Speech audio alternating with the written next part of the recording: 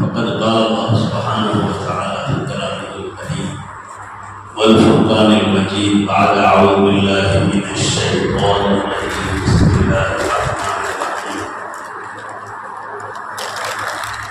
شهر رمضان الذي أنزل فيه القرآن هدى للناس وبينات من الهدى والفرقان صدق الله العظيم. وقال النبي صلى الله عليه وسلم من صام رمضان إيمانا واحتسابا غفر له ما تقدم من ذنبه. அல்லாஹ்வுடைய புனிதமிக்க இந்த ரமதான் மாதத்திலே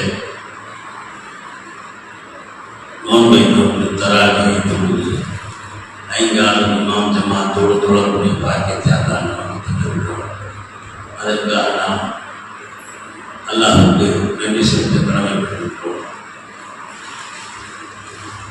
இங்கே பார்த்தா ஒரு 4 பேர் உட்கார்ந்துருக்கிற மாதிரி தெரியும். எல்லா பள்ளியிலையுமே மலக்குகள் நிறைய போகும். நம்ம 2 பேரும் 3 பேர் அப்படிங்கிறது மலக்கு சைத்தானும் சொல்லுவான சைத்தான் ஓடி போயிடுவாங்க. ஹதீஸ்ல வந்து இதா உகீமத்தி ஸலாத்து அது வர சைத்தான் காமத்து சொன்னா சைத்தான் ஓடிடலாம் அப்படின்னு. அப்போ மலக்குகள் நிறைய தொழுகிறாங்க. நம்ம தொழுகையாளர்களை அதிகமாக்குறதுக்கு முயற்சி பண்ணணும். பள்ளி ரொம்ப அழகாக கட்டிவிடலாம். ரொம்ப சந்தோஷம். கட்டினவங்களை அழகாக சொல்லுவாங்க. இது வந்து சதப்பை ஜாதி தொடர்ந்த நன்மை, தொடர்ந்த அதாவது நின்று போகாம கியாமத் நாள் வரைக்கும் இதனுடைய நன்மை. நாளைக்கு வறுமையில் சொர்க்கத்தினுடைய இடத்தோட எங்கெங்க பள்ளிவாசல் கட்டப்பட்டிருக்கோ அந்த இடங்கள் பூராமே அங்கே சேரப்படும். இது வந்து சொர்க்கத்துக்கு போகிற இடம் முடியாது. இந்த பள்ளிக்கும் வானத்திற்கும் இடையில எதையுமே கொண்டு வரக்கூடாது. ஃபுல் நூல் கீழே உள்ள டோட்டல் வானம் வரைக்கும் இந்த பள்ளிக்கு அவருடைய மகத்துவம் அந்த மாதிரி. உலகத்தில் எந்த ஒன்றுக்கும் வந்து அந்த இதுக்கு நடந்து போகிறதுக்கு சவாபு கண்டா அதெல்லாம் ஒன்றும் கிடையாது. இதுக்கு மட்டும்தான் நடந்து வர்றதுக்கு சவாபு. ஹதீஸ்ல இருக்கு, யார் ஒருவர் ஆணாக இருந்தாலும் சரி பெண்ணாக இருந்தாலும் சரி வீட்டிலே உதவி செய்து இப்போ அரசனர் உதவ நல்லா செஞ்சு பள்ளிவாசல் தரப்பு வந்தாங்கன்னா ஒரு எட்டுக்கு 3 விதமான அறுவடைகளை அதெல்லாம் வழங்குகிறாங்க. ஒன்றாவது நம்ம செஞ்ச பாவத்தில் ஒன்று க்ளோஸ் டெலிட்டாய். 2வது ஒரு நன்மை எழுதப்படும், ஒரு தரஜா உயர்த்தப்படும். இப்படி 3 ஐட்டம் ஒரு 8. இது வேற எதுக்குமே இல்லை, பள்ளிவாசலுக்கு தான். பள்ளி எப்படி கட்டுறது எவ்வளவு பெருமைக்குரிய செய்தியும் பெரிய ஞாபகம். அது மாதிரி பள்ளியை தொழுகக்கூடியவர்களால் ஆபாதாக்க வேண்டும். நிரப்பமாக்குவது தொழுகையாளர்களுடைய கடமை. ஒன்னொன்றுக்கும் நம்ம கருதை கொடுக்குறோம், ஆர்வம் கொடுக்குறோம். அங்கே சீராக போகலாம், இங்கே சீராக போகலாம் சொல்லி ஆளாக போகலாம். தொழுகைக்கு மஹல்லாவில் இந்த பள்ளிக்கு பக்கத்தில் இருக்கவங்களுக்கு இந்த பள்ளியில தொழுகிறது தான் கடமை. ஃபர்ஸ்ட் மஹல்லாவில் தான் முக்கியம். வேற பள்ளிக்கு போறது 2வது கடமை. அவர்களுடைய பள்ளி அமைந்திருக்கிற அருகில் இருக்கக்கூடிய மஹல்லாவாசிகள் அனைவர்களுக்கும் அந்தந்த பள்ளியில் தொழுகை நிறைவேற்றுவது தான் கடமை. இதை விட்டு அந்த தப்பி போறான்னா ஒரு நன்மை குறையத்தான் செய்யும். கைரல்ஹம்துலில்லாஹ். இந்த நேரத்தில் ஒரு முக்கியமான செய்தி என்ன அப்படின்னா, ரமதான் மாதம் அல்லாஹ் சுப்ஹானஹு வ தஆலா மனிதர்கள் மீது அளப்பரிய பிரியம் கொண்டவன். மனுஷனை அவன் தான் படைச்சான். மனுஷனுடைய மனசு கோணம் நாரணம் கூட அல்லா தான் படைச்சான். அல்லாஹ் என்ன சொல்றான், நான் உன்னை வந்து பாவத்தினாலையும் மறதியினாலையும் பின்னி பிணைத்து படைத்திருக்கிறேன். குல்லு பனி ஆதம் ஹத்தாவும் அப்படின்னு ஹதீஸ். மனிதனாக பிறந்தவன் எல்லாருமே தப்பு செய்யறாங்க. தப்பு செய்யாத ஆள்லாம் இல்லை. தனி துனியா கசீபே குண நபாஷ வகழ்பாஷ பனி ஆதம் நபாஷ. யாரை பார்த்தாலும் ஏதாவது ஒரு வகையில் தப்பு பண்ணிட்டு தான் இருப்பான். ஆனால் தமிழ் அந்த பொருளாதாரம் இருக்கிற இடம் இதை கவனிச்சு சின்னது பெருசு ஆகியதும் இருக்கும். ஆனால் தௌபா செய்த அந்த செய்த பாவத்திலிருந்து தௌபா செய்தவன் தான் சிறந்தவன் அப்படின்வாங்க. அந்த வகையில நம்ம பாவம் செஞ்சிருக்கிறோம். பலகீனமானவங்க சந்தர்ப்ப சூழ்நிலையில பாவங்கள் ஏற்படலாம், வேறு சிலவைகள். அதனால தனக்கு புனிதமிக்க ரமலான் மாதத்தை நமக்கு அமைச்சு கொடுத்துருக்கிறோம். நீ செஞ்ச பாவத்தை மன்னிக்கிறது. இதை 3 வகையா நான் பிரிச்சிருக்கேன். முதல் 10, 2வது 10, 3வது 10. முதல் 10 ரஹ்மத் வாங்கி, 2வது 10 மக்ஃபிரத். நீ செய்த பாவங்களுக்கு பிழைகளுக்கு தேடும் மன்னிச்சிருக்கீங்க. 2வது முடிஞ்சிருச்சு. 3வது முடியும். இதுக்கும் என்னன்னா அதற்கு ஒவ்வொரு தொகையிலையும் யாரெல்லாம் நரகத்திலிருந்து எங்களை விடுதலை தருவாயாக அப்படிதான் ஓதணும். நாயசராசன் சொல்லி கொடுத்துருக்காங்க. கடைசி 10ல் இதை ஓதும். என்ன அர்த்தம்? நரகத்திலிருந்து என்னை விடுதலை செய்வாயாக, நரகத்திலிருந்து எனக்கு விடுதலை தருவாயாக. 2வது எனக்கு பாவங்களை மன்னிப்பாயாக. என்ன பாவம்? கேட்டேன், என்ன பாவம்? நான் பாவமே செய்யாத. பாவம் சொன்னா சொல்லிட்டு வந்தேன். நான் உண்டு என் வேலை ஒன்று இருக்கிறேன். நான் என்ன பாவம் செஞ்சிருக்கேன்? யாரும் சொத்தை அழைச்சி கொடுக்குறேன் இப்படிங்கிறான். குர்ஆன் ஷரீஃப்ல அல்லாஹ் நம்மளை பத்தி எடுத்து சொல்றோம். நம்ம அதை பார்த்து நம்ம பாவம் செஞ்சிருக்கோமா இல்லையா, நம்மளோட பாவம் இருக்கா, நம்ம நரகவாதிகளா இல்லையா, மனசுல இறங்கினா நம்ம தௌபா செய்யறதுக்கு மனசு தானாகும். குர்ஆன் ஷரீஃப்ல அல்லாஹ் சொல்றான், வயலுன் லில் முகத்திபீன். பொய்யர்களுக்கு வயல் என்ற ஓடை. பொய் சொல்றோம். நம்மள யாருமே பொய் சொல்றது இல்லையான்னு யோசனை நம்மளாம் பண்ணிக்கிறோம். இது யார்கிட்ட நீ சொன்ன நான் சொன்ன அதெல்லாம் குர்ஆன்ல வரக்கூடிய விஷயத்தை உங்களுக்கு எடுத்து வைக்கிறேன். அல்லாஹ் தஆலா யார் யார்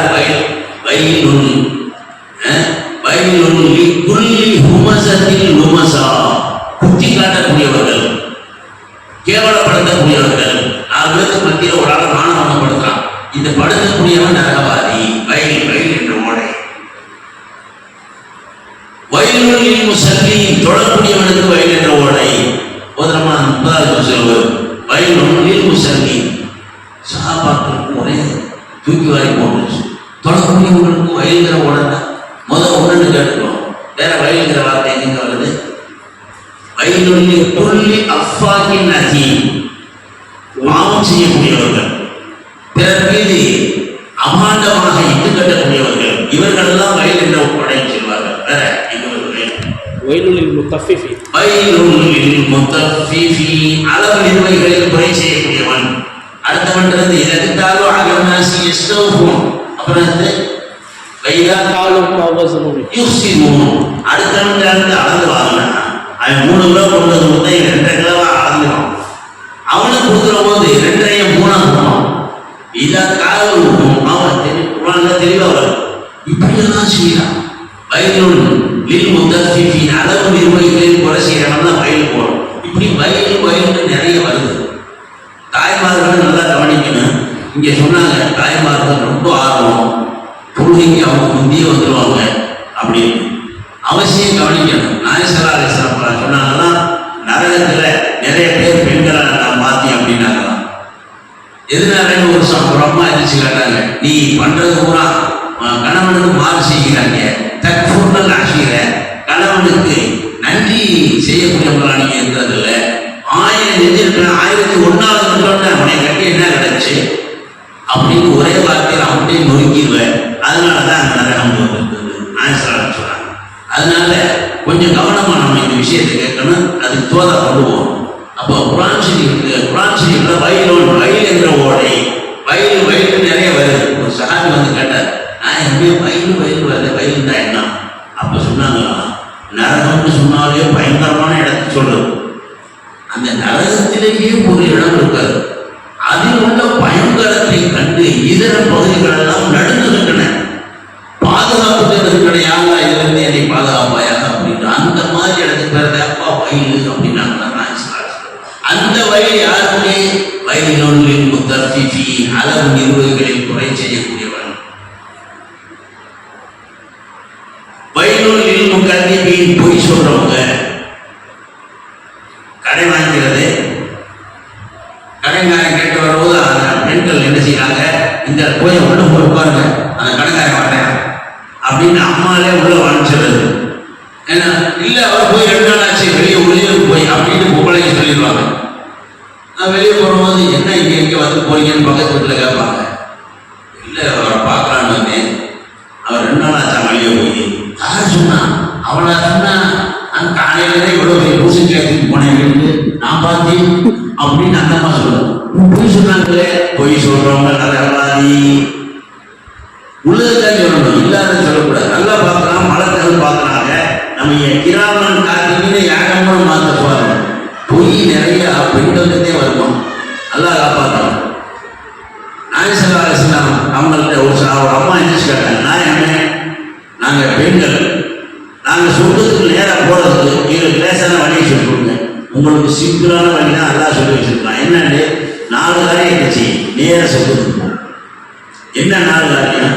இன் சகலத்து ஹம்சா, 5 நேரம் விடாமல் தோணும் கரெக்டா. இன் சகலத்து ஹம்சா வ சாமத்து ஷஹரா, சாமத்து ஷஹரா, நோம்பு கரெக்டா வை, கரெக்டா நோம்பு. கொடுக்கல் வாங்கல் சரியா வை. 3. 4வது முக்கியமான விஷயம்,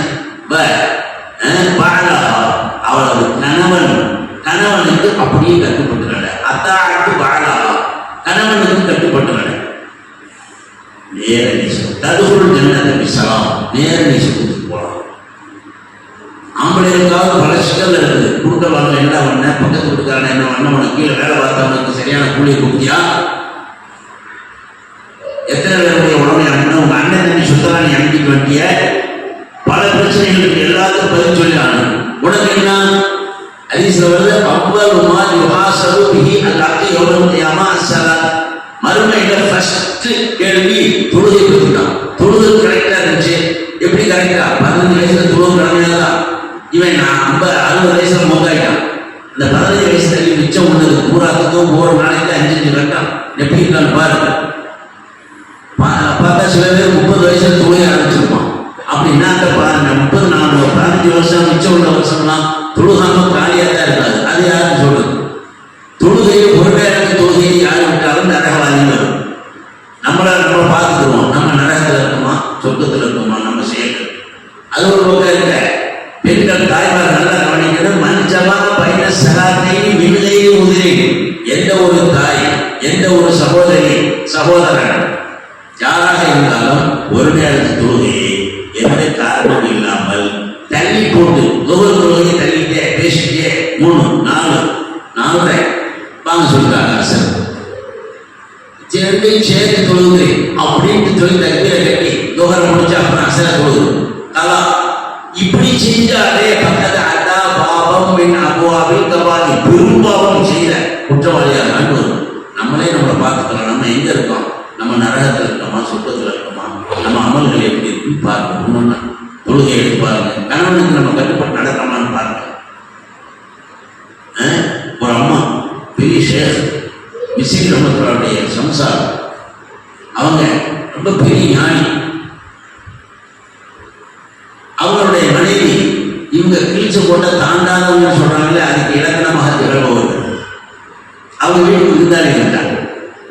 விருந்தாளி வந்துட்டா வீட்டில் பழைய சொல்றது இருந்ததை எடுத்து வை, அவர் சாப்பிடுவார். எடுத்து வச்சுட்டாங்க. சாப்பிட உட்காந்தாரு விருந்தாளி. அப்போ இவர் சொன்னாரா, அடி அசரே என்ன பார்த்து குடிக்கிற, போய் விசிறி எடுத்து வீசிட்டி அப்படின்ட்டார். அம்மா நல்லா இருக்காங்க, விசிறி எடுத்துட்டு வந்து வீசி வேகமா ஓடிப்போய் அந்த விசிறி எடுத்துட்டு வந்து உட்காந்து பேச. விருந்தாளிக்கு ஒன்றும் ஓடலை. என்னடா பழைய சோதனை வச்சிருந்து என்ன கொதிச்சுட்டா இருக்குது, விசிறி பேனை 2 பக்கம் போட்டு உட்கார்றது. அந்த மாதிரி கேட்டாரா, அம்மா என்ன செய்யற அப்படின்னு. என்ன செய்யறா தெரியலையா, வீசுறேன் உங்களுக்கு. எதுக்கு வீசுற? என்ன கொதிச்சுட்டா வருது வீசுற. கொதிக்குது கொதிக்கலாம், அதெல்லாம் எனக்கு தேவையில்லை. எனது கணவர் விசிறி எடுத்து வீசிட்டாரு, நான் வீசிக்கிட்டு இருக்கேன், அவ்வளவுதான். சாப்பாடுக்கு வீசிட்டாரு, வேற பக்கத்துல வீசினா நான் அங்க வீசத்தான் போறேன். என்னுடைய கணவருடைய பேச்சு தான் எனக்கு முக்கியம். அவர் என்ன சொல்றாரோ அதை செய்யும். இப்படிதான் வாழ்நாள் அந்த மாதிரி எல்லா காரியமும். அவங்க வீட்டுல கிணறு, பழைய காலத்துல எல்லாருமே சின்ன சின்ன கிணறு இருக்குமா இல்லை, இறைக்கிறது, தண்ணி இறைக்கிறது, மோட்டர் செட்டா இருந்துச்சு அந்த காலத்துல எல்லாம். அப்போ ஒரு கிணத்துல 5-6 வாளி இறங்குது. அங்கிட்டு உள்ளவங்க இறப்பாங்க. இந்த அம்மா இறைச்சிட்டு இருக்காங்க தண்ணி. கணவர் கூப்பிடுறாரு. கணவர் அங்கிருந்து சபரா அப்படின்னாரு. வேகமா இந்த அம்மா இறைச்சிட்டு பாதி அப்படியே வெட்டி போட்டு ஓடுனாங்க. போயிட்டாங்க. அந்த பக்கத்துல இறங்கிட்டு இருப்பாங்கல்ல, அவங்க தண்ணி இறங்கி பார்த்தா இந்த அம்மா கடகம் பாதி வந்தது அப்படியே நிற்குது. அவங்க தான் இறக்கிறாங்க. இந்த அம்மா போய் வேலையை முடிச்சுட்டு வந்து வந்தா அது அப்படியே எப்படி இறங்கி. இது எப்படி? இதுதான் காரணம். இந்த பாளையத்திலேயே அந்த மாதிரி நல்ல தப்போட பெண்கள் இருக்கிறாங்க. அந்த மாதிரி நம்ம கணவனுடைய சொல்லுக்கு யார் கட்டுப்பட்டு அப்படியே கிழிச்ச ஓட்ட தாண்டாம நடக்கிறாங்களோ அந்த பெண்களுக்கு அதெல்லாம் இப்படிப்பட்ட கராமத்தை நிறைய நடத்தி காமிக்கிறோம். வீட்டுல நடக்கிறது வெளியே தெரியுது. இவங்க என்ன செய்வாங்கன்னா, யாரே நம்மளுடைய கணவர் சாப்பாடு உட்கார்ற போது ஒரு கிண்ணத்துல தண்ணி ஒரு ஊசியை எடுத்து வச்சுட்டு தான் உட்காருவாங்க. இவங்க எதுக்கு வச்சாருந்தே அந்த மாதிரி தெரியல. கணவர் என்ன சொல்றாரோ அதான், வேற ஒண்ணும் இல்லை. மௌத்தாகிற போது அவர்கிட்ட கேட்டுச்சான், ஏங்க இதுவரைக்கும் நான் உங்கள்கிட்ட எதையுமே கேட்டதில்லை, எதுக்கு இதை சொல்றீங்க, ஏன் அப்படி செய்வீங்க, அவர் ஏன் வந்தார், இந்த வேலை தேவையில்லாத, நீங்க என்ன சொல்றீங்களோ அதை அப்படி செய்யும். ஆனா இந்த இது எனக்கு விளக்கெல்லாம் மண்டையை பிடிச்சிட்டு இருக்கு. மௌத்தா போறேன், கடைசியில் எதையாவது திரும்பி வச்சுட்டு போறேன், இதெல்லாம் எதுக்கு எடுத்து கொண்டு வந்தீங்க? ஐயே, நீ சாப்பாடு பரிமாறியா இல்லையா? அப்போ சோறு பறந்து கீழே விழுந்துச்சுன்னு சொன்னா அதுல மண் ஆயிருமா இல்லையா? அப்போ அந்த ஊசியில அந்த இடையை எடுத்து அதை அளப்பிட்டு அதை சாப்பிடுறது. ஏன்னா ஹதீஸ்ல என்ன இருக்குது, சாப்பாட்டில் இருக்கக்கூடிய ஒரு பருக்கை இருக்கிறது, எந்த பருக்கையில் பறக்கத்து இருக்குதுன்னு உனக்கு தெரியாது, எதையும் கீழே விடாதுன்னு ஹதீஸ்ல வந்து அதை எடுத்து சாப்பிட சொல்லி வந்து அதனால தான் எடுத்துச்சு. ஆமா, நான் ஆனாலும் இதுவரைக்கும் ஒரு தடவை கூட நீ அப்படி எடுத்து சாப்பிட்டதுலாம் பார்க்கலையாச்சு.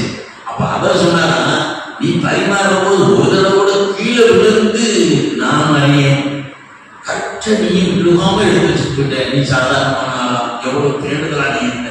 மனைவி இவர் போன்ற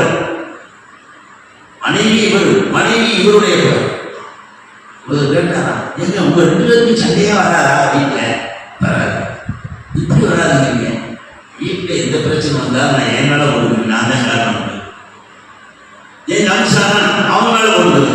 உதாரணத்துக்கு நான் ஒரு நாள் வெளியே இருந்து உள்ள வரேன், கண்ணாடி டம்ளர் இருந்துச்சு, கால் பட்டு உடஞ்சி டம்ளர் உடஞ்சிருச்சு. சத்தம் கேட்டு அந்த வேகமாக முடியாத தவறிடுச்சு அப்படின்னாங்க. என்ன, நான் பார்க்காம வந்துட்டேன், பட்டு உடஞ்சிருச்சு. நீங்க பார்த்து வரீங்க, பார்க்காம அழுத்த விஷயம், அது அங்கே வைக்கப்பட்டிருக்கப்படாதா? இது வழியில் வைக்கப்பட வேண்டிய பொருளா இது உடனே அப்புறப்படுத்திக்கணுமா இல்லையா? நான் அதை செஞ்சல, ஏன் தவறு? இல்ல இல்ல, எங்களை கண்ணுக்கு தலை பார்த்து வரலாம்ல அப்படின்னு நான் தவறை என் மீதும் அந்த புள்ள அதன் மீதும். ஆதலால் அங்கே இருவருக்கும் இடையிலே இணைப்புகள், பிணைப்புகள், அன்பு, பாசம் அங்கே தாங்க இந்த மாதிரி தான் இருக்கணுங்கிறது நம்மளுக்கு எடுத்து சொல்லுவாங்க. உதாரணம் இருந்தது குர்ஆன்ல இதைத்தான் சொல்றான், இவர்கள் எல்லாம் இறைவனுடைய ஹிதாயத்து பெற்ற நல்லுள்ளங்கள், இவர்களின் வழிமுறைகளை நீங்கள் பின்பற்றுங்கள் அல்லாஹ் குர்ஆன் சொல்லி சொல்றோம். அப்ப சொல்ல வர்றது என்ன காரணம் என்னன்னா, நம்மளுடைய செயலை வச்சு நம்மளே பார்ப்போம். நம்ம நரகத்துல இருப்போமா அல்லது சொர்க்கத்தில் இருப்போமா? பொய், புறம், போல், அடுத்தவங்களை பத்தி பேசுறவங்க எல்லாம் நரகவாதிகள். நம்ம பார்த்துக்கிட்டு இந்த கடைசி 10 இதுக்கும் என்னன்னா, நரகத்தில் இருந்து விடுதலை.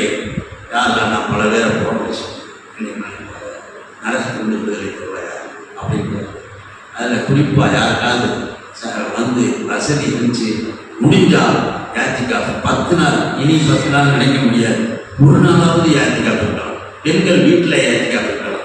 ஒரு நாள் யாத்திகாஃப் இருந்தாலே அதனுடைய நன்மை என்ன? அவருக்கும் நரகத்திற்கும் இடையிலே 2 அகலிகளை அகலி தூரம் அல்லாத ஏற்படுத்தி விடுகிறார்.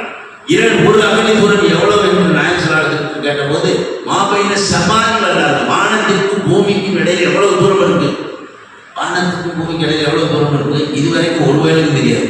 திரும்ப அறிவியல் பூரா வந்துட்டான், அளந்துட்டான். இந்த இதுல விஞ்ஞானத்துல அறிவியல்ல போய் பார்த்தோம்னா, சூரிய குடும்பங்கள் அது உஸ்ரத்து ஷம்சியா அப்படின்னு சூரிய குடும்பங்கள் 9 கிரகங்கள் சுற்றுகின்றன சூரியனை மையமாக வைத்து. அதுல இந்த நம்ம பூமியும் ஒரு கிரகம், 4வது கிரகம். பூமிக்கு பக்கத்துல இருக்கக்கூடிய கிரகம் எது? சூரியனுக்கு நம்மளுக்கு இடையில உள்ள தூரம் எவ்வளவு அப்படின்னு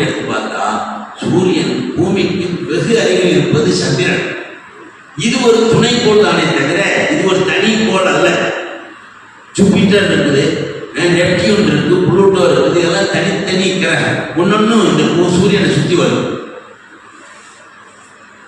சந்திரன் பூமியே துணைக்கோள். இதுக்கு எவ்வளவு தூரம் தெரியுங்களா? 3,85,000 கிலோமீட்டர். 3,85,000 கிலோமீட்டர் துணைக்கோள். மித்த கோள்களுக்கெல்லாம் நம்ம சூரியனுக்கு பூமிக்கு இடையில 15 கோடி கிலோமீட்டர், 15 கோடி கிலோமீட்டருக்கு அப்பால் இருக்குது சூரியன். நெப்டியூன் புளூட்டோ கடைசி 590 கோடி கிலோமீட்டர். அங்க போய் வானத்தை பார்த்தா இங்கேருந்து பார்த்தா எப்படி தெரியுது? அப்படித்தாங்கிறாங்க. அப்போ அப்படி எவ்வளவு தூரம்? நரகத்துக்கு நமக்கு இடையில அல்லாஹ் தஆலா 2 அகவை ஏற்படுத்துறான். யார் ஏற்றுக்காக ஒரு நாள் ஆகும். அதனால மனசுல வச்சு அதுக்கு நம்மளால முடிஞ்சா நான் அடுத்த வருஷம் இருக்க முடியாது. யாராவது நினைப்போம். போன வருஷம் நம்ம கூட இருந்து எத்தனை போயிட்டான், அவனா தொழுகாம போயிட்டான், வெட்டியா சுற்றுவான். ஒரு நாள் ஏற்றுக்காக வெட்டியா வெளியே அந்த ரோட்டில் உட்காந்து பேசிட்டு இருக்கிறான். தொழுது போகலாமா இல்லையா? தராளி அல்லா கொடுத்த கைக்கு காலு உடல் ஆரோக்கியம். எத்தனை பேருக்கு கண்ணு இப்படிங்கிற கண்ணு தெரிய மாட்டேங்குது, போக மாட்டேங்குது. விதவிதமான பேரில்லாத நோய்களாம் நிறைய வந்துருச்சு. எப்படி அல்லாத எல்லாத்துலேயும் நம்ம நல்லா இருக்கான், வெட்டியா சுற்றுறது தான். அதனால நம்ம கொஞ்சம் இதற்காக வேண்டிய முயற்சி பண்ணி ரமதான் மாதத்தை நாளை மறுமைக்கு முதலில் நாம் ஆக்குவதற்காக முயற்சிக்க வேண்டும். பலவன்மான